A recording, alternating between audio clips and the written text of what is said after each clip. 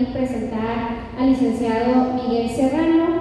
Él es licenciado en física, nos acompaña desde la Dirección General de Seguridad Radiológica de la Secretaría de Energía.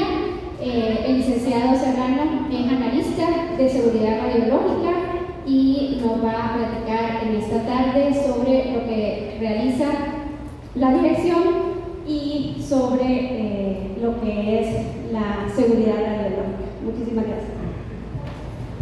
Bueno, muchas gracias primero por la invitación, ¿verdad? Yo fui compañero del profesor Roger durante la licenciatura y pues ahorita les voy a hablar un poco de lo que trabajo yo en seguridad radiológica.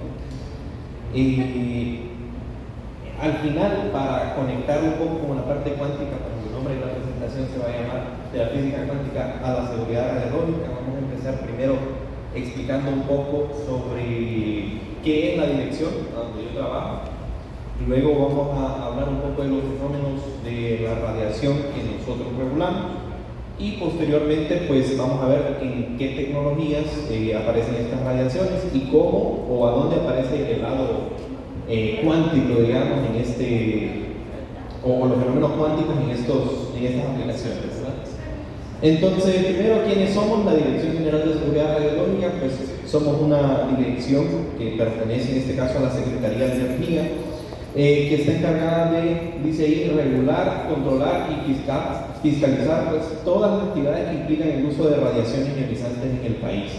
Entonces, la que ustedes más conocen es el uso de los rayos X, también está lo que es la radioterapia, pero hay otras aplicaciones que vamos a hablar acá que también son reguladas por nosotros.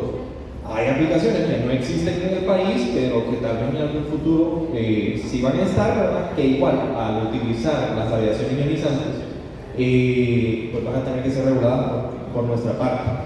Ahí se garantiza lo que es la seguridad radiológica, protegiendo a las personas y al medio ambiente del uso de las radiaciones, ¿verdad?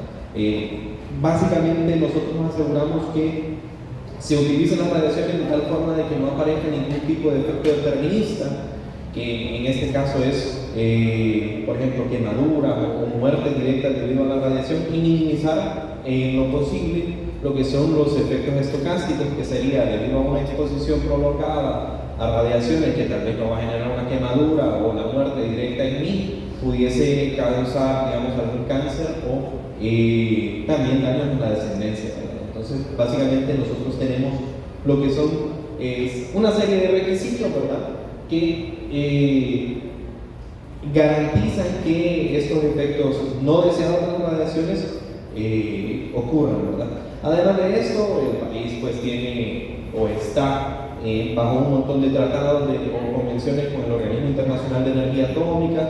Uno de ellos, por ejemplo, la no proliferación del material nuclear, o sea, para evitar el tráfico de material nuclear y evitar que se generen o se construyan, ¿verdad?, bombas nucleares en este caso, ¿verdad? Entonces nosotros somos signatarios de eso, mandamos informes al Organismo Internacional de Energía Atómica para que exista una buena contabilidad a nivel mundial, ¿verdad?, de estos materiales y pues tengamos un mundo seguro en ese sentido, ¿verdad? Entonces, ¿de dónde partimos? Pues nosotros tenemos la Ley de Actividades Nucleares y Seguridad Radiológica, que es ese decreto que tienen ahí, el 195/2009. Ahí pues se establecen cuáles son las bases legales para regular y fiscalizar las radiaciones ionizantes y el material radiológico, ¿verdad? Y eso se le adjudica o se le adjudicó en ese momento a la Dirección General de Energía, que era parte de, en este caso, la Secretaría de Ambiente. Posteriormente hubo una serie de cambios, entre ellos fue que básicamente liquidaron la Dirección General de Energía, pero no para que deje de existir, sino para hacerla una secretaría como tal. Y dentro de esa estamos nosotros, que somos pues, la Dirección General de Seguridad Radiológica. Y bueno, siempre me gusta poner esta diapositiva en las presentaciones, ¿verdad? Porque cuando yo o cualquier persona le menciona a ustedes la palabra radiaciones o ingeniería nuclear, usualmente la percepción del público tiene una connotación muy mala. recuerdo que en otra charla que estuvo presente el profesor Roque, que yo le dije, yo simplemente busqué radiaciones en Google y me apareció, por ejemplo, esta imagen de acá, que si ustedes pueden ver en la imagen hay un montón de cosas, por ejemplo, esta estrella que parece pues, satánica, la muerte, cosas como esas. Y dentro de ese montón de cosas más, fíjense que aquí está el trisector que, o me parece que lo que googleé fue muerte o algo así, y entre esos aparece el trisector, que es un símbolo para representar pues, radiaciones en este caso, ¿no? Entonces, fíjense bien que siempre se le da una connotación de que las radiaciones son malas o que pueden causar muerte. Fíjense acá, tenemos una representación de una central nuclear y pues una calavera. Entonces, la gente siempre va a tener algún tipo de miedo o va a pensar que si yo me expongo a las radiaciones, puede que yo venga y me convierta en Hulk, como acá. O puede pensar, yo no confío en las centrales nucleares porque la gente que trabaja en este tipo de instalaciones es como mero y es muy descuidada y pueden pasar accidentes, ¿verdad? Pero la realidad es que, bueno, a las radiaciones todos estamos expuestos todos los días, ¿verdad?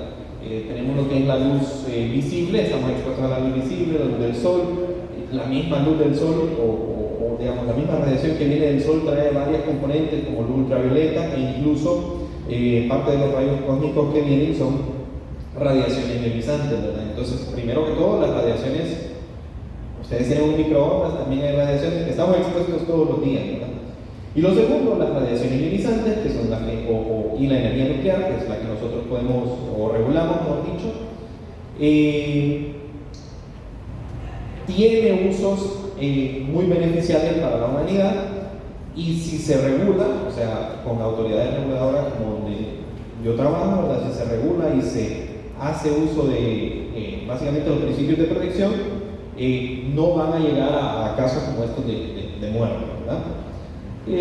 Bueno, entonces, ¿qué es la radiación ionizante? Pues la radiación ionizante simplemente es un tipo de energía, ¿verdad? Que ya puede ser en forma de ondas electromagnéticas, como los rayos gamma o los rayos X. Igual mencionado relacionándolo con la plática de Roger anterior, dependiendo de qué escenario estoy viendo yo un rayo X, lo puedo pensar como que si es una onda, o lo puedo mejor modelar o pensar como que si es un fotón que va a interactuar. Entonces también aquí podemos ver lo de la dualidad de la partícula, ¿verdad? Y también en partículas subatómicas como la partícula alfa, beta o neutrones, ¿verdad? Básicamente estos son las radiaciones que consideramos ionizantes. ¿Y por qué ionizantes? Pues son tipos de radiación que tienen suficiente energía de tal forma de que cuando interactúan con la materia, pues ellos arrancan en términos comunes un electrón de la materia, ¿verdad?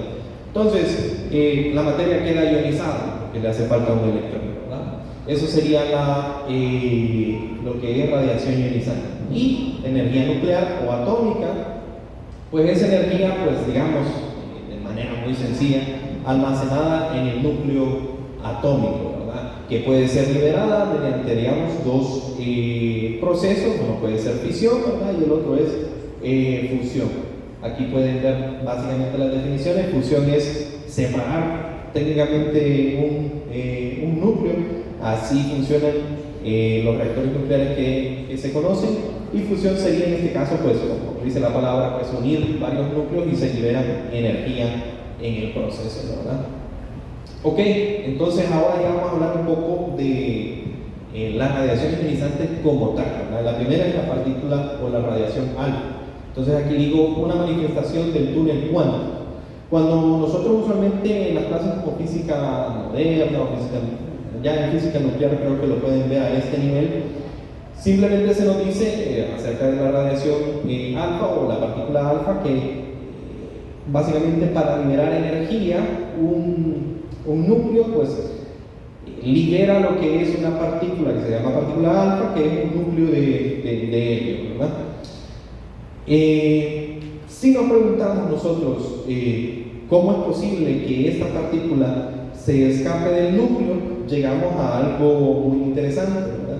Y es que si yo modelo la partícula, ¿verdad? como tal, como masa, como una partícula, como decía Roger en el pasado. Y yo mido cuánto es la energía que tiene esa partícula y mido las energías que hay a nivel, en las fuerzas nucleares, el potencial que tiene que superar, que lo podemos ver acá, la barrera de potencial que tiene que superar. Esta partícula alfa en realidad no puede salir del núcleo, no tiene suficiente energía para salir del núcleo. Entonces la pregunta es, ¿cómo es posible que se emita esa partícula alfa, que se dice que ese núcleo o esa partícula vive dentro del núcleo atómico, ¿verdad? ¿Cómo es posible que esa partícula salga, ¿verdad?, si no tiene suficiente energía para hacerlo? Bueno, entonces para hacer esto, ustedes pueden agarrar o modelarla como una función de onda, y esa función de onda luego calculan la probabilidad de que supere esta barrera, se hacen una integral sencilla de unas 3 páginas y llegan a una probabilidad de que en efecto, a pesar de que no tiene suficiente energía para superar la barrera de potencial, existe una probabilidad, ¿verdad?, de que esto suceda, ¿verdad? Y a ese efecto, ¿verdad?, se le conoce como el túnel cuántico, ¿verdad? Entonces, es en esencia, cuando nosotros lo miramos en las clases como modernas, no nos enfocamos en este punto de vista, pero si ustedes ya llegan a clases de física cuántica, probablemente puedan resolver esa manifestación del túnel cuántico, ¿verdad?, y ver cuál es esa probabilidad de transición. La radiación beta, igual, cuando la miramos en clases como física moderna, simplemente se nos dice ciertos núcleos van a decaer emitiendo electrones, o positrones y neutrinos, ¿verdad? Al final, la explicación, si nos queremos ir un poco más allá, ¿verdad?, resulta que es un fenómeno en el cual se da debido a las interacción débil a nivel nuclear, ¿verdad? Y este es un fenómeno de naturaleza cuántica, en el cual hay una transformación de, aquí ya le puse nombre a algo que mencionó Roger, ¿verdad?, de que las partículas no son elementales, sino que hay pedacitos más pequeños. Entonces, ahí existe una transformación de quarks en una emisión de bosones W. Entonces, hay un cambio aún más pequeñito, ¿verdad?, la explicación, de nuevo, de un fenómeno que usualmente simplemente lo mencionamos como se está emitiendo un electrón. En fondo tiene una explicación de naturaleza, pues, cuántica, ¿verdad? Y por último, la que es un poquito más sencilla de explicar, la radiación gamma, ¿verdad? Entonces, cuando los núcleos, ¿verdad?, en la naturaleza, que usualmente, si nos preguntamos de manera sencilla por qué se emite radiación alfa o radiación beta, básicamente tiene que ver con una, para resumirlo, con una situación en cuanto a las fuerzas nucleares, ¿verdad? Entonces, en general se busca, o los núcleos son estables cuando la cantidad de neutrones y protones es aproximadamente igual en los núcleos, ¿verdad? Entonces, por eso la radiación alfa y la beta lo que hacen es, si se fijan en el alfa, nos deshacemos de 2 protones, ¿verdad? Y en el caso de la beta, pues a veces, dependiendo del tipo, hay diferentes tipos de procesos, ¿verdad? En beta positivo o beta negativo vamos a tener otro nuevo número de nucleones, ¿verdad?, en este caso. Entonces, ¿qué pasa cuando sucede ya sea el decaimiento alfa o el decaimiento beta? Usualmente el núcleo queda en un estado que no es un estado base, no es un estado estable, ¿verdad?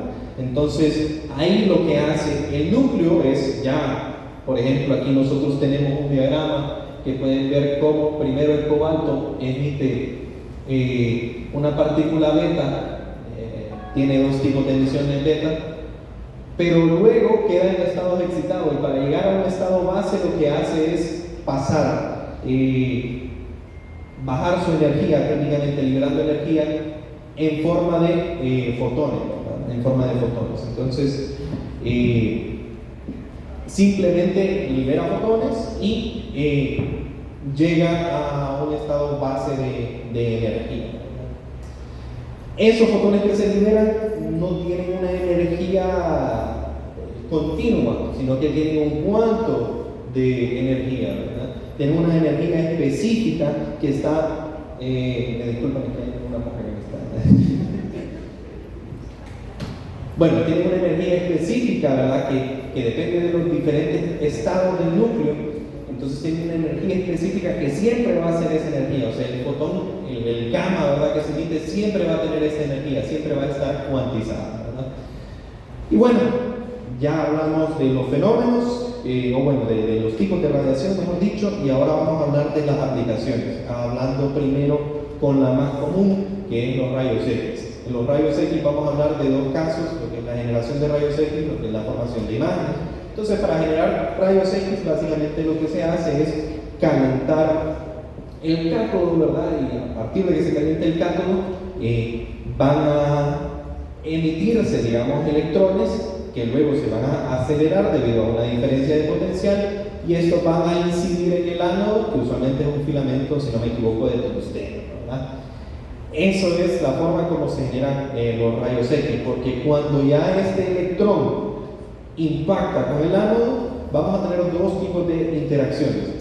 Un tipo de interacción va a ser la radiación de frenado, o Bremsstrahlung, el nombre alemán que se le da, que no sé si, creo que lo han escuchado un montón ahorita, creo que han hablado de eso anteriormente. Ese Bremsstrahlung básicamente es, o lo podemos decir como el efecto fotoeléctrico a la inversa, ¿verdad? En este caso los electrones inciden en el ánodo y luego el ánodo emite, en este caso, fotones de rayos X, ¿verdad? Y el efecto fotoeléctrico, de nuevo, pues sería un fenómeno, pues, de naturaleza cuántica. Y el otro es radiación característica, ¿verdad? Que esto ya tiene que ver con una colisión, digamos, el electrón viene e impacta en el ánodo y tiene una colisión, digamos, mecánica, de tal forma de que desprende uno de los electrones orbitales y para conservar la energía, pues hay unos saltos entre los diferentes niveles atómicos que tienen energía bien, bueno, características, porque son energías, de nuevo, cuantizadas, ¿verdad?, entre los niveles de los electrones, ¿verdad? Entonces, ahí podemos ver cómo cuando ustedes hablan de rayos X, usualmente no pensamos en naturaleza cuántica, ¿verdad? Pero en esencia o en el fondo, estos siempre tienen, o se pueden explicar mediante fenómenos cuánticos. ¿Y qué pasa con la formación de imágenes? Bueno, los fotones de rayos X, en este caso lo vamos a considerar fotones, van a interactuar con los tejidos, ¿verdad?, mediante dos tipos de interacciones, que son el efecto fotoeléctrico y el efecto cósmico. Ya eso ustedes pueden hablar con tal vez un técnico de rayos X para que les diga específicamente, pero se ocupa maximizar un tipo de efecto, en este caso, si no me equivoco, es el efecto cósmico, y minimizar la cantidad de efecto fotoeléctrico que está sucediendo, para que la imagen, pues, tenga una buena calidad diagnóstica y nosotros, pues, podamos evitar estar repitiendo más placas de rayos X, ¿verdad?, y poder hacerlo en una sola, ¿verdad? Entonces, aquí por eso les pongo la comprensión de estos fenómenos es fundamental para optimizar la imagen, ¿verdad? Ya que uno lo mira tranquilo, ¿verdad?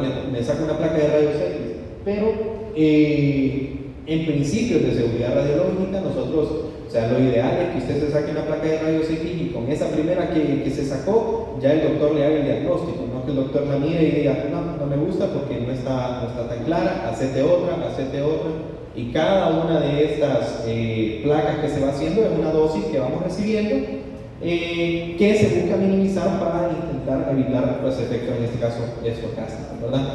El segundo es, de nuevo, en medicina, lo que es la radioterapia externa o teleterapia, ¿verdad? En este caso se utiliza ya sea las mal conocidas como bombas de cobalto, no son bombas, ¿verdad? Simplemente es una máquina que utiliza un material radiactivo, en este caso cobalto 60. Como ya mencionamos anteriormente, el cobalto 60 es radiactivo, emite un beta que luego decae en un gamma, y esa radiación gamma se incide sobre un tumor o células cancerosas. ¿Para qué? Para, pues, básicamente eliminarlas. ¿De qué forma? Cuando ese gamma interactúa con las células cancerígenas, interactúan mediante efecto Compton y mediante producción de pares. Cuando estas interactúan con la materia, ¿verdad?, ionizan la materia, se liberan electrones, estos electrones luego van a ionizar más la materia y va a haber un daño en cascada, ¿verdad?, entre comillas dañino, pero en este caso el daño es bueno, ¿verdad?, porque estamos dañando el cáncer, ¿verdad?, que lo queremos eliminar. Y pues es importante en estos lugares que se ofrece teleterapia que exista pues un físico médico, ya que él es el encargado básicamente de delimitar la zona en la cual se va a aplicar la radiación, de delimitar o de decir qué dosis se va a aplicar, ¿verdad?, durante cuánto tiempo.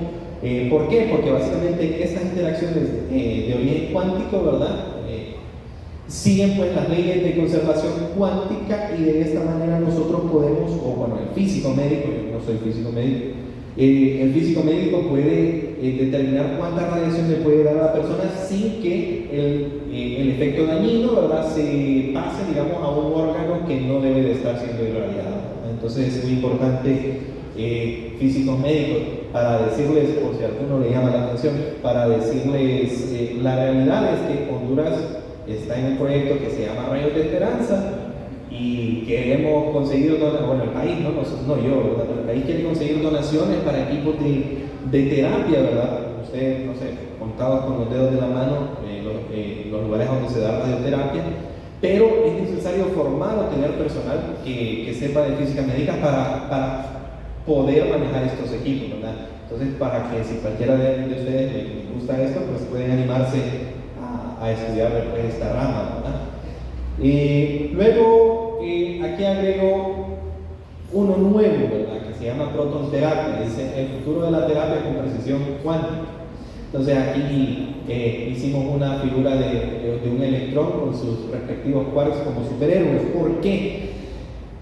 En el caso de la protonterapia es otro tipo de radioterapia externa, pero en vez de incidir a los tejidos con lo que es radiación gamma, lo que se hace es básicamente acelerar un protón y hacer que el protón incida en el cáncer, digamos, ¿verdad?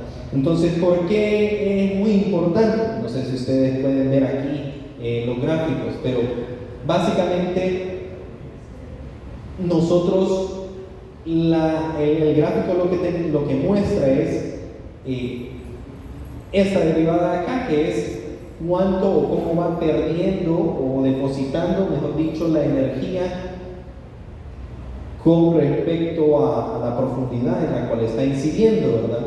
Entonces resulta que los protones, si nosotros pues los modelamos mediante leyes cuánticas de conservación y miramos cuáles son las interacciones mediante cuestiones como electrodinámica cuántica, podemos ver o determinar este pico, que se llama pico de Bragg, que resulta para los protones que, si se fijan, la mayor cantidad de energía se deposita a una profundidad justo antes de que se detenga el protón, y en una zona pues bien delimitada, ¿verdad? Por eso decimos precisión, entre comillas, cuántica, ¿verdad?, por lo pues, pequeñito que es esa área en la cual se deposita la mayor cantidad de energía. ¿Qué pasa con los otros tipos? Si se fijan, aquí la mayor cantidad de energía se deposita a bajas profundidades, pero los tumores no están a una profundidad baja, ¿verdad? Entonces siempre va a haber un daño, digamos, no un daño, sino una exposición, una sobreexposición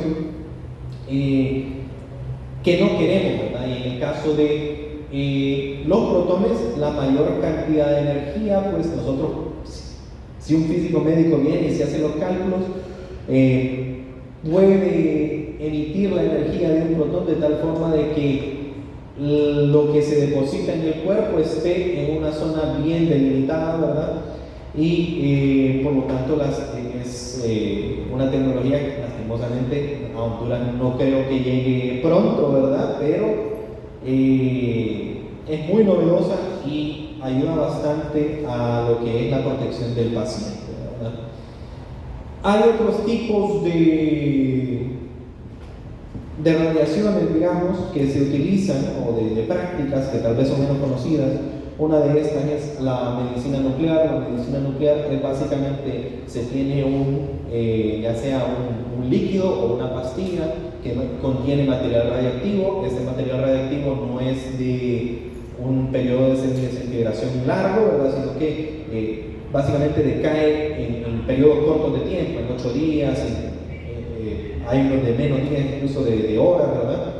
Entonces ese se inyecta o lo ingiere el paciente, y dependiendo de qué es lo que nosotros queremos, si es tratamiento o si es imágenes, pues ese material radiactivo va a tener distintos tipos de interacciones en el cuerpo que nos van a importar. La que yo menciono aquí es simplemente para cambiar un poquito y no decir siempre efectos fotoeléctricos, es lo que es el diagnóstico por PET, que es Positron Emission Tomography, en el cual se inyecta un material radioactivo que emite positrones, el cuerpo pues lo metaboliza, estos positrones luego interactúan con lo que es electrones en el cuerpo, y al interactuar un positrón con un electrón se aniquilan, ¿verdad? Al aniquilarse se generan dos fotones. Estos fotones, por conservación, ley de conservación cuántica, pues siempre se van a dirigir en direcciones opuestas,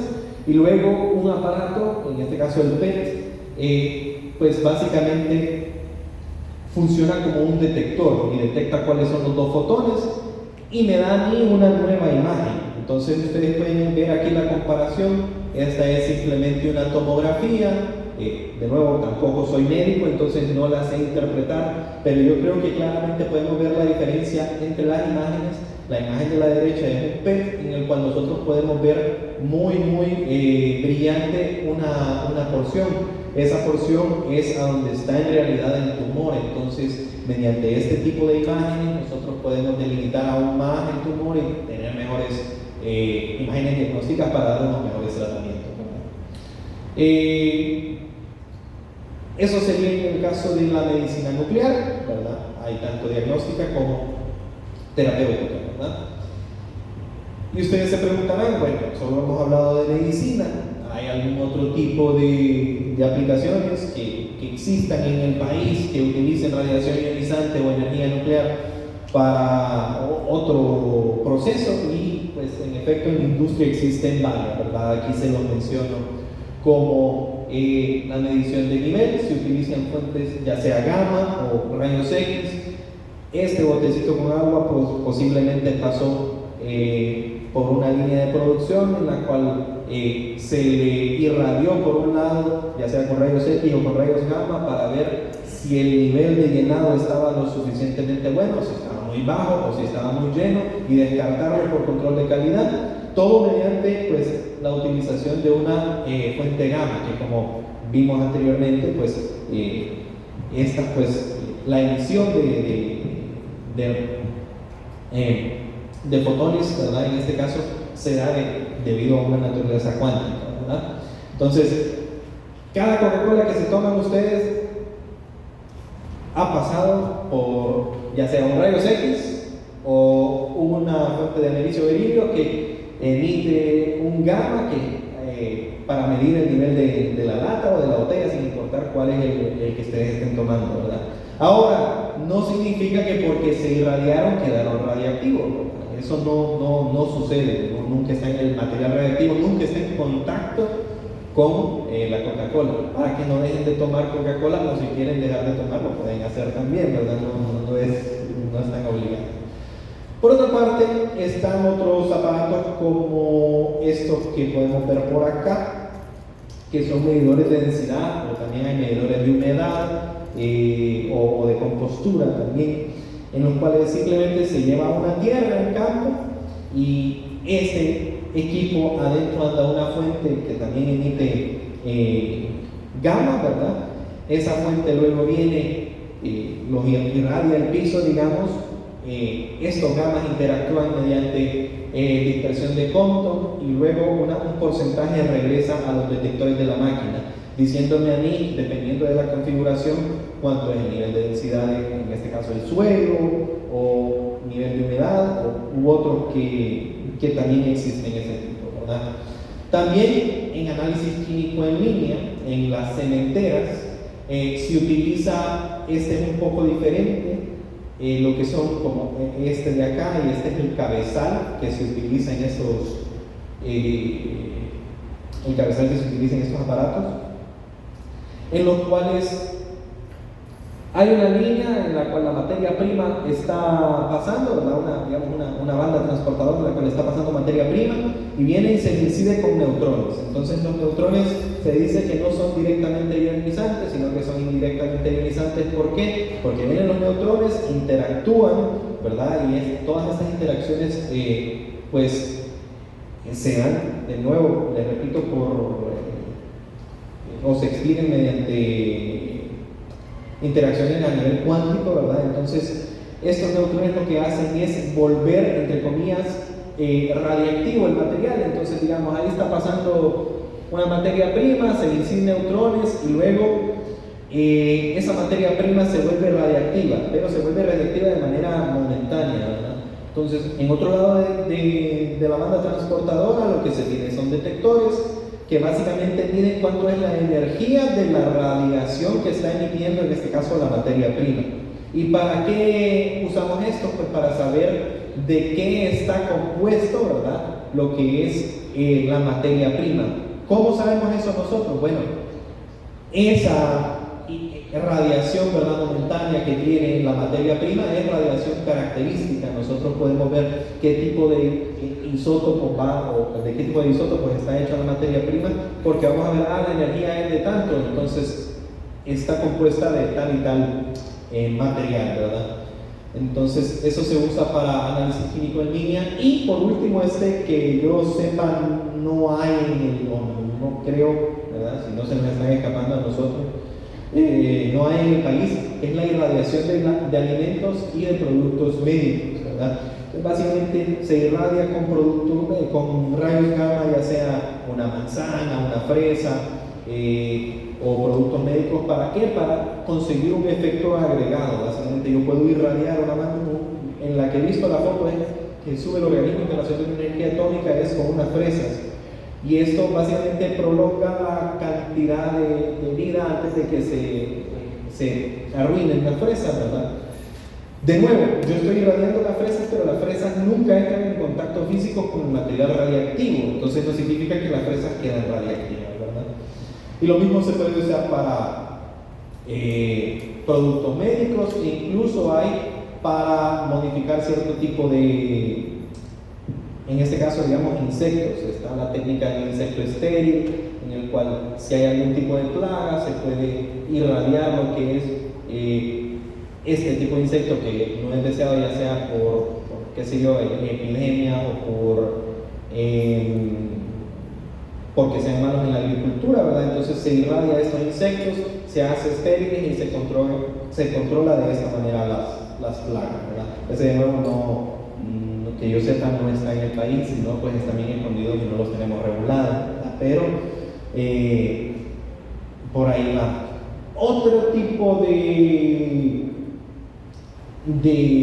tecnologías en los cuales nosotros pudiésemos regular, pero no hay en Honduras. Ya estamos entrando en el terreno de lo que son ciclotrones y reactores. Entonces, un ciclotrón es básicamente un acelerador de partículas que combina campos eléctricos y magnéticos en un lugar circular. El ciclotrón en este caso es este pequeñito de acá, en el cual se utiliza un campo eléctrico para acelerarlo y luego el campo magnético entra para lograr hacer esta curvatura, luego se vuelve a acelerar y pues se va acelerando hasta que tenga suficiente energía o supere un umbral de energía que cuando incide sobre un blanco se va a producir lo que son radionúclidos que van a ser útiles, pueden ser para medicina nuclear, o este tipo de reactores también se puede utilizar para lo que es investigación, ¿verdad? Que de nuevo, de sí estoy seguro, no hay en el país, ¿verdad? Y por último, los reactores nucleares, ¿verdad? Que este es al que le tiene un montón de miedo la población general. Los reactores nucleares, de nuevo, también hay de investigación para generar radionúclidos, o hay o reactores de potencia, ¿verdad? Para generar energía eléctrica, que es son altamente eficientes estos reactores, ¿verdad? ¿Cómo se logra esto? Pues básicamente se tiene un núcleo pesado como uranio o plutonio, a ese núcleo se le incide un neutrón, ocurre lo que hablamos al inicio, que es la fisión, y durante la fisión se libera energía y otros neutrones, ¿verdad? Entonces esto genera una reacción en cadena en el cual, debido a esa liberación de energía, se empieza a calentar agua en un lugar, y tenemos una forma muy elegante para hervir agua, básicamente, porque al final, ¿cómo se genera la energía? Es hirviendo agua. Mucha gente le tiene miedo y dice: ¿qué pasa con el agua radiactiva? Son circuitos, en este caso, en este modelo, son circuitos separados, ¿verdad? Se mantiene el agua en un circuito primario, a donde está en la radiactiva, digamos, a donde se está calentando, se mantiene a una presión constante, de tal forma de que el agua va a calentarse, pero no va a hervir, ¿verdad? Y luego esta agua pasa por un vaporizador, en el cual esta agua caliente hace que agua en un segundo circuito, ahí sí se evapore, se genere vapor de agua, hierva esa agua y ya pase por una turbina, y esta turbina pues genera energía eléctrica, y posteriormente esta agua caliente del circuito secundario, que no es radiactiva, se envía a las torres, digamos, de enfriamiento, ¿verdad? Que son las que usualmente se conocen y tienen una mala connotación, a pesar de que el agua que está guardada aquí nada que ver con radiaciones, ¿verdad? Es simplemente agua que se está enfriando.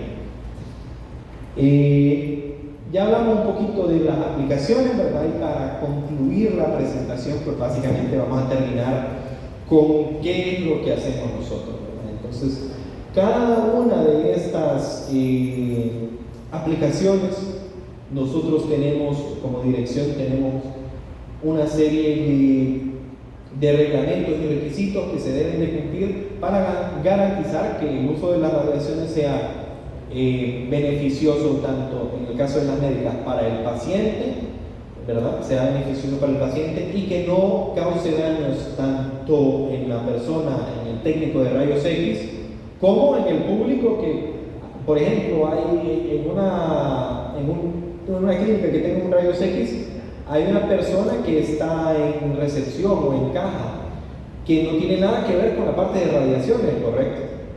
Pero al estar en la instalación pudiese ser irradiada, ¿verdad? Entonces nosotros básicamente las regulaciones están de tal forma de que las salas tengan el blindaje necesario, de que estas personas que no tienen nada que ver con las radiaciones no se irradien, ¿verdad? Y los fundamentos de lo que es la protección radiológica, nosotros nos vamos a basar en 3: la optimización o ALARA, de las siglas en inglés que significan tan bajo como sea razonablemente posible, siempre utilizar la dosis o la cantidad de radiación lo más baja posible, de tal forma de que el objetivo final siempre se logre cumplir, ¿verdad? De tal forma de que una imagen de rayos X sea lo suficientemente clara para el médico para diagnosticar, que la radiación sea lo suficientemente baja para ayudarle al paciente a quitarle el cáncer, ¿verdad? Pero tampoco tan baja de que no tiene suficiente energía y solo le estoy mintiendo, ¿verdad? De que se está irradiando, ¿verdad? Tiene que optimizarse. La justificación, ¿verdad? Siempre tiene que haber un medio justificado, ¿verdad? Hemos hablado de aplicaciones como las aplicaciones médicas, las aplicaciones industriales, que nos ayudan bastante, ¿verdad? En procesos. También están las aplicaciones como la generación de energía, todas son justificadas. Antes vendían, por ejemplo, un kit de laboratorio en casa que traía un poquito de material radiactivo, pues, y eso no era simplemente para diversión, ¿verdad? No era una práctica justificada. Y por último, la limitación de dosis, ¿verdad? Nosotros solicitamos a las personas que trabajan en estos centros que utilicen un aparato que se llama dosímetro personal.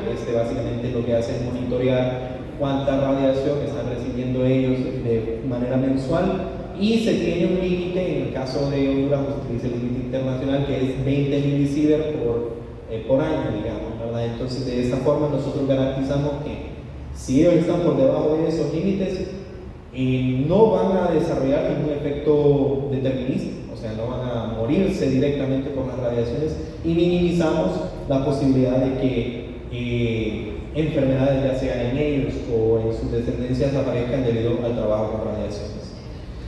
Y pues a través del trabajo de la dirección pues se busca generar un sentido de cultura de seguridad radiológica y nuclear, ¿verdad? Es bien raro verlo, digamos, en una instalación médica, pero cuando uno va a una instalación industrial, uno logra ver que estas instalaciones tienen una cultura de seguridad bien alta, ¿verdad? ¿A qué me refiero con cultura de seguridad? Cuando uno va a la Coca-Cola de visita, uno tiene que andar burro, uno tiene que andar camisa manga larga, tiene que ponerse mangas anticortes, tiene que utilizar lentes, tiene que usar casco. Ellos tienen un alto sentido de la cultura de seguridad. Pero entonces nosotros como dirección lo que buscamos es ver que esa seguridad en estas instalaciones que utilicen radiaciones se